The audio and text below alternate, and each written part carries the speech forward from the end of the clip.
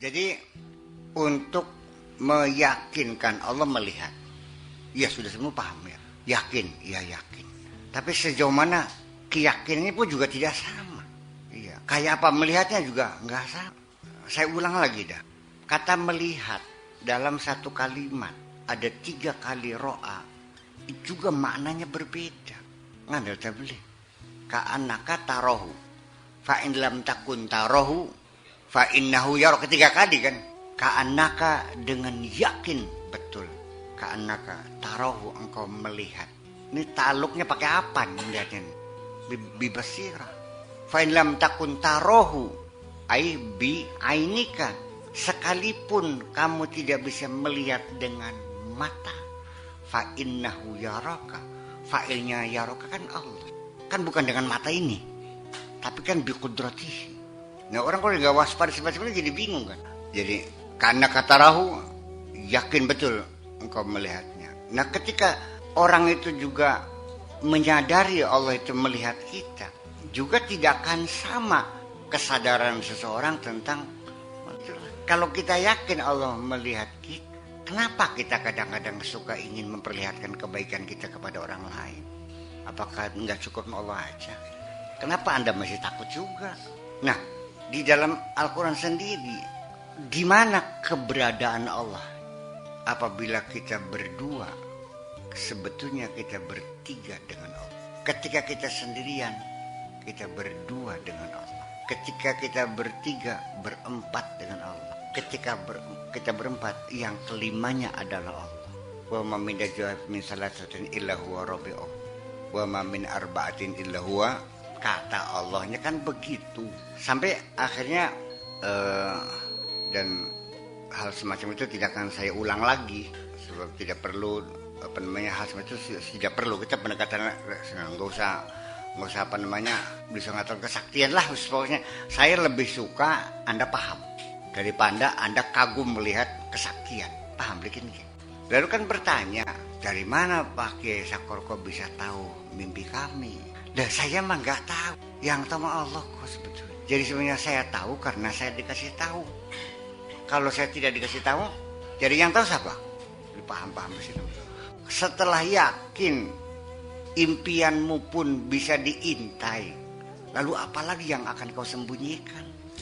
Jadi pada akhirnya untuk merubah perilaku orang ini dengan pendidikan juga pada akhirnya, paham? Dengan pemahaman juga pada akhirnya.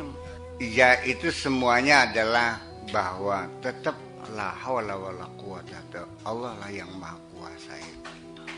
Jadi ya bagi saya itu sih hanya bunga-bunga saja kok. Intinya kita kenal Allah. Itulah hal yang sangat membahagiakan kalau Anda bisa kenal.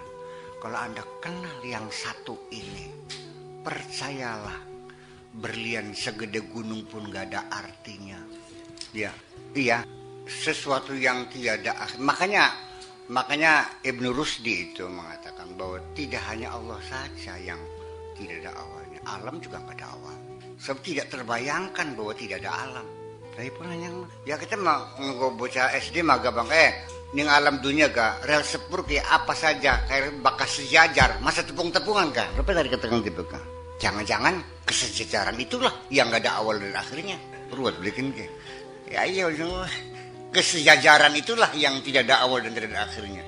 Nah makanya Imam Al-Ghazali sendiri dalam Tahaffutul Falasifah sendiri juga satu keserobohan juga mengkritik Ibnu Rusdi itu.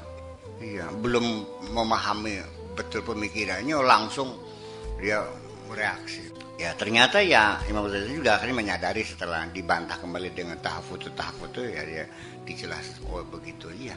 Jadi memang kalau Imam Ghazali mah dia bukan referensi dalam ilmu tasawuf. Sekalipun dia ngarang iya karena iya itu tasawufin ya. Tasawuf aplikasi ya. Iya. Kalau kita merujukkan tasawuf itu ya tentunya ya ke Rabi'ul Adawi ya kepada Ibnu Arabi, Asyadzuli kan sebagainya. Syabdul Qadir Al-Jailani kan ke sana rujukannya bukan kepada Imam Al-Ghazali. Ya dia mengerti betul dan menulis banyak tentang tasawuf tapi kata dianya nggak ada.